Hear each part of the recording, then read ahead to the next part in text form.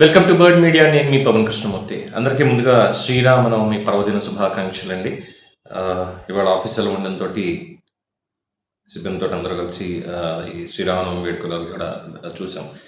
And all the sudden వచ్చేటప్పుడు ఏంటంటే news తెలిసి చాలా షాకింగ్ గురయ్యాను. ఉండి నియోజకవర్గంలో ఆంధ్రప్రదేశ్ రాష్ట్ర డిప్యూటీ స్పీకర్ రఘురామకృష్ణరాజు గారు, ఉండి ఎమ్మెల్యే, ఆయన మీద, ఆయన కాన్వాయ్ మీద, అలాగే అక్కడ ఉన్నటువంటి జనసేన నేతల మీద జరిగినటువంటి దాడి నిజంగానే చాలా బాధాకరం. అండ్ చేసినటువంటి వాళ్ళకి శిక్ష అయితే రాజ్యాంగపరంగా ఖచ్చితంగా పడితీరాలి. అయితే అక్కడ ఏం జరుగుతుంది? అందరినీ చాలామంది ప్రశ్నిస్తున్నారు, అసలు అక్కడ రామాలయం ఎందుకు కట్టాలి ఇది అని చెప్పి. సో ఒకసారి మనం గతంలోకి వెళ్ళి ఏం జరిగింది అనేది ఒకసారి చూస్తే, ఆకివీడులో లాస్ట్ టైం కూడా చెప్పుకున్నాం, రామాలయానికి సంబంధించినటువంటి అసలైన ట్విస్ట్ ఇదిగో. ఇందులో ఇది సంబంధించి బ్రిటిష్ రికార్డ్స్లో కూడా అది రామాలయం అనే ఉంది. ఇప్పటివరకు కట్టినటువంటి ఈ కరెంట్ రికార్డ్స్ ఏవైతే ఉన్నాయి, కరెంట్ బిల్ రికార్డ్స్ కానీ, వీటిలో కూడా రామాలయం అనే ఉంది.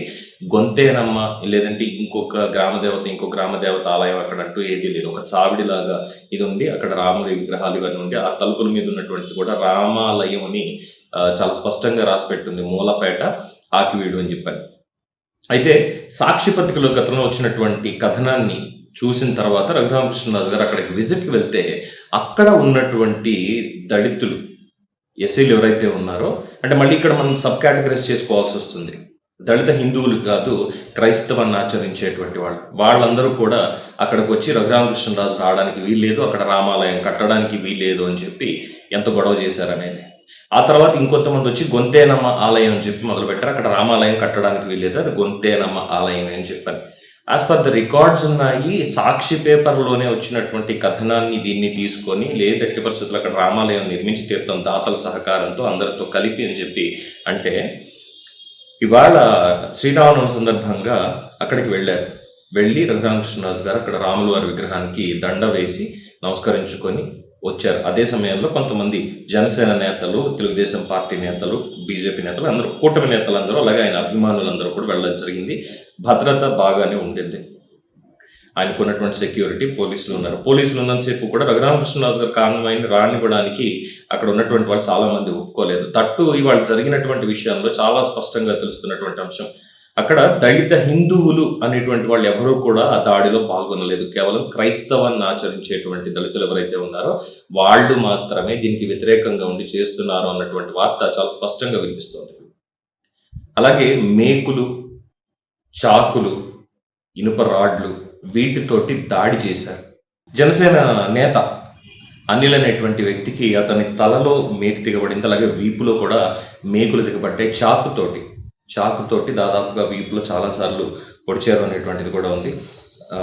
అక్కడ జరిగినటువంటిది, ఆలయం దర్శించి ఈ రాముడికి దండ అర్పించడాన్ని అక్కడ నిరసిస్తూ కొంతమంది మహిళలు కూడా ఉన్నారు. వాళ్ళు కూడా వెళ్ళి ఆ దండ తీసేయడం అంతా కూడా అక్కడ చేశారు చాలా వివరంగా.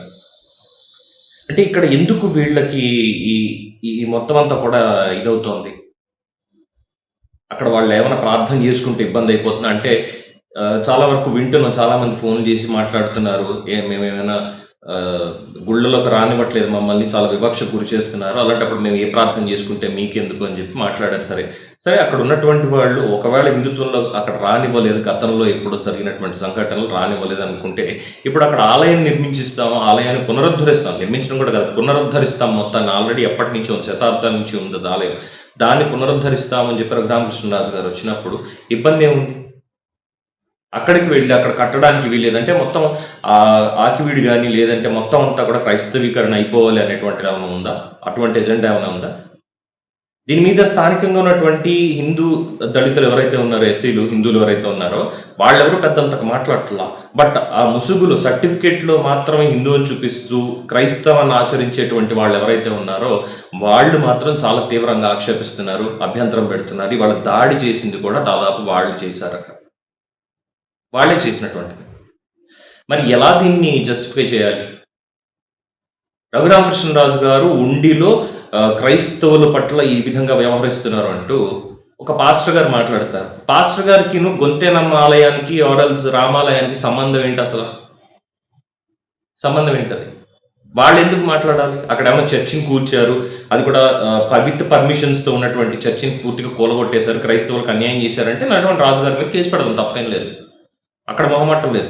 కానీ ఆలయం 100 సంవత్సరాల నుంచి కూడా అక్కడ ఉంది. బ్రిటిష్ రికార్డ్స్‌లో కూడా అది రామాలయమే అని చాలా స్పష్టంగా రాసుంటే, ఇప్పుడొచ్చేసి ఈ విధమైనటువంటి మాటలు మాట్లాడటం. అందులోనూ అక్కడ ఉండేటువంటి ఈ కొన్ని సంఘాలు ఏవైతే ఉన్నాయో, పేరు కరెక్ట్ గుర్తు రావట్లేదు. వాళ్ళు ఇవాళ లైవ్‌లు పెట్టి మరి ఉండిలో క్రైస్తవులని బతకనివ్వని రఘురామకృష్ణన్ రాజు అంటూ వీడియోలు రిలీజ్ చేస్తున్నారు. చర్చి పాస్టర్లకి గొంతేనమ్మ ఆలయానికి ఆర్ ఎల్స్ రామాలయానికి ఏంటండి సంబంధం అక్కడ? ఇదే ప్రశ్నిస్తున్నారు. అక్కడే ఉండేటువంటి స్థానికులు క్రైస్తవులు కొంతమందికి 2 వర్గాలుగా విడిపోయారు. వాళ్ళేదో వాళ్ళ ఆలయాన్ని కట్టుకుంటారంటే మీకెందుకు వచ్చింది ఇక్కడ నొప్పి అని చెప్పి. అంటే ఎవరైతే ఈ దాడి చేశారో వాళ్ళకి అటు ఎస్సీ రిజర్వేషన్ ఫలితాలు కావాలి, అట్ ద సేమ్ టైమ్ ఈ వాళ్ళ ఇష్టం. ఇంకా తర్వాత క్రిస్టియానిటీలోనే ఉంటాం అంటే గర్వంగా ఉండండి, తప్పేమీ లేదు. ఎందుకంటే పరమత సహనం పాటించాలని చెప్తారు. రాజ్యాంగం ప్రకారం అన్ని మతాలకి గౌరవం ఇవ్వాలి అని ఉంది కాబట్టి గర్వంగా చెప్పండి, మీకు క్రైస్తవులం మేము అదే పాటిస్తామని చెప్పి. కానీ అక్కడ ఆలయం ఉంది. ఆలయం as per the government records అదంత ఆలయం. ఆ స్థలం కూడా ఆలయానికి 2.5 ఎకరాల పైచులకి ఎంత స్థలం. అక్కడ చెత్త పడేసి ఆలయం చుట్టూ చెత్త చేసి ఇన్నాళ్ళు దాన్ని పాడుపెట్టి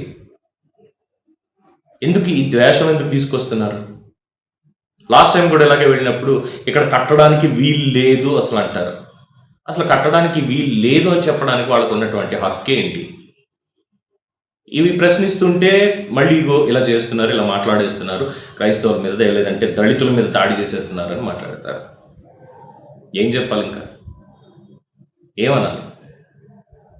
మేకులు అంటే మరి వాటికి ఏమైనా పూసారా ఏంటి మనకైతే తెలియదు. వాటి వల్ల ఏమన్నా ఇబ్బందులు ఉన్నాయా? తుప్పు పట్టినటువంటి మేకులు, అతని వీపు భాగంలో మొత్తం అంతా కూడా మేకులు గుచ్చుకున్నటువంటిది. రాజుగారి కాన్వాయ్ల కార్లకి కూడా మేకులతోటి గీసుకుంటూ వెళ్ళిపోయారు అనేటువంటిది కూడా అక్కడ తెలిసింది. కత్తులతోటి, చాకులతోటి, కత్తులు అంటే మనకి అర్థం వస్తుంది, చాకులతోటి అంటే చిన్న చిన్న ఆయుధాలు ఉంటే మనం ఎవరు అంత సులభంగా అడ్డుకోలేరు అనేటువంటి ఒక తెలివితేటల. ఆలయం కట్టుకుంటే ప్రాణాలు తీసేస్తారా? విత్ పర్మిషన్స్, ఆల్రెడీ రికార్డ్స్లో ఉన్నటువంటి దాన్ని. ఏమన్నా మొఘలుల కాలంలో ఉన్నావా? ఇన్వేడర్స్ మనకి ఇండియాకి వచ్చే వాళ్ళ ఏలుబడిలో లేదంటే బ్రిటిషర్ల ఏలుబడిలో ఉండి ఇక్కడ ఆలయాలు కట్టడానికి వీల్లేదు, ఇక్కడ హిందుత్వం ప్రాక్టీస్ చేయడానికి వీల్లేదు అనేట్టు ఏమైనా ఉన్నావా? ఈవెన్ బ్రిటిషర్స్ ఉన్నప్పుడు కూడా కన్వర్షన్స్ ఎలా జరిగినా కానీ హిందూ ఆలయాల జోలికి చాలా వెళ్ళలేదు. ఎవరు వెళ్ళలేదు కదా. మరి ఎందుకు తీసుకొస్తున్నారు? అందులోనూ ముఖ్యంగా ఉభయ గోదావరి జిల్లాలో, ఉమ్మడి జిల్లాల్లో ఎందుకు ఈ రకమైనటువంటి వివాదాలు ఎక్కువగా తలెత్తుతున్నాయి? మాట్లాడితే ప్రతి ఒక్కళ్ళు 1,20,00,000 మంది వీళ్ళున్నారు. గవర్నమెంట్ రికార్డ్స్ ప్రకారం ఉన్నది ఓన్లీ 12% మాత్రమే క్రిస్టియన్స్. మరి ఇక్కడ చూస్తేనేమో 1,20,00,000, 1,60,00,000 అంటూ ఫిగర్లు చెప్తూ భ్రమింపజేస్తున్నారా, లేదంటే తప్పుడు స్టేట్మెంట్లు ఏమైనా ఇస్తున్నారా అన్న అనుమానాలు కూడా చాలా కలుగుతున్నాయి. సో ఏదేమైనప్పటికీ కూడా దీని మీద రఘురామకృష్ణరాజు గారు స్పందించారు. ఖచ్చితంగా మన సుప్రీంకోర్టు ఇచ్చినటువంటి తీర్పు, గతంలో ఇచ్చినటువంటి తీర్పులు, ఇది అందులో ఒకానొక తీర్పు. దాన్ని బేస్ చేసుకొని ఖచ్చితమైనటువంటి చర్యలు చట్టపరంగా తీసుకోవడం జరుగుతుంది. ఖచ్చితంగా వాళ్ళని అరెస్ట్ చేస్తాము, శిక్షిస్తాము ఖచ్చితంగా అని చెప్తున్నారు. దాడి చేయడం ఏంటండి? అక్కడ ఆల్రెడీ ఉన్నదాన్నే కదా నిర్మిస్తాను. కొత్తగా ఏదో శాంక్షన్ చేసి ఇక్కడ క్రిస్టియన్సే ఉన్నారు కాబట్టి మొత్తం అందరూ వీళ్ళని ఎలాగైనా ఇచ్చేయాలని చెప్పి అక్కడ ఆలయం నిర్మిస్తామని చెప్పాలి. చూడాలి మరి ఇంకా దీని మీద రేపన్న రోజు ఎటువంటి డెవలప్మెంట్స్ ఉంటాయి. చూస్తూనే ఉండండి the bird media for more updates.